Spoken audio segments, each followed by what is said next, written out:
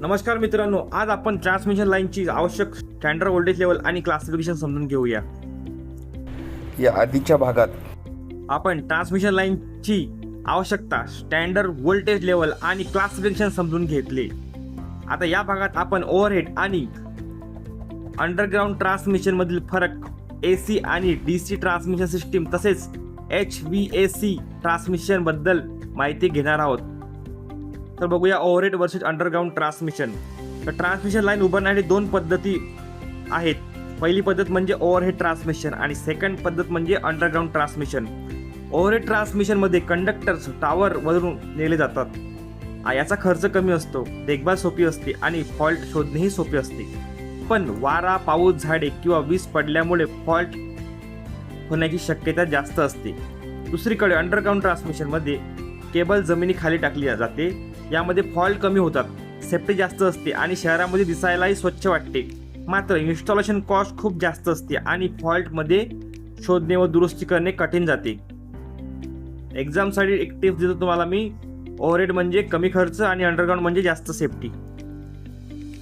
त्यानंतर type of transmission system. Transmission सिस्टीमचे मुख्य दोन प्रकार आहेत. पहिला AC ट्रान्समिशन सिस्टीम, दुसरा DC ट्रान्समिशन सिस्टीम. भारतासह बहुतेक देशामध्ये AC ट्रान्समिशनचा मोठा प्रमाणात वापर केला जातो. तर काही विशेष परिस्थितीमध्ये जसे की खूप लांब अंतर किंवा समुद्राखालून केबल टाकायची असल्यास DC ट्रान्समिशन वापरले जाते. AC ट्रान्समिशनचे अनेक फायदे आहेत. ट्रान्सफॉर्मरच्या पद्धतीने व्होल्टेज सहज वाढवता किंवा कमी करता येते. यामुळे हाय व्होल्टेजवर वीज पाठवून पॉवर लॉस कमी करता येतो. याची इन्स्टॉलेशन आणि मेंटेनन्स तुलनेने सोपी असते. पण AC ट्रान्समिशनमध्ये रिॲक्टिव्ह पॉवर, स्किन इफेक्ट आणि कोरोना लॉस सारख्या समस्या देखील असतात.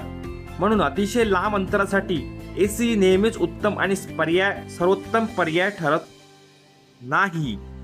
आता बघूया DC ट्रान्समिशन. DC ट्रान्समिशनमध्ये रिॲक्टिव्ह पॉवर नसतो.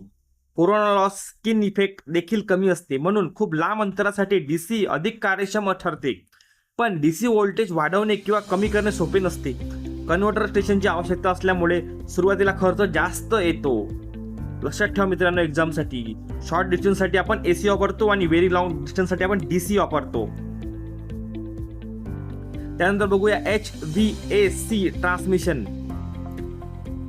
HVAC म्हणजे high voltage alternating current transmission.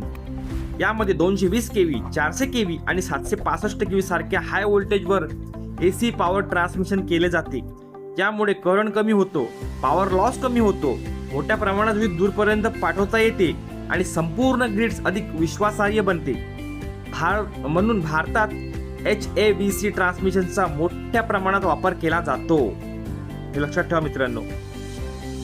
तर मित्रांनो, आज यासोबत चॅप्टर 3.2 पूर्ण झाला.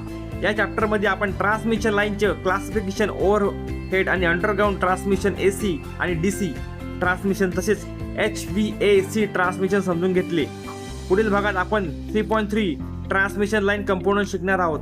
व्हिडिओ आवडल्यास असेल तर लाईक करा, शेअर करा आणि चॅनलला सबस्क्राईब करायला विसरू नका. धन्यवाद.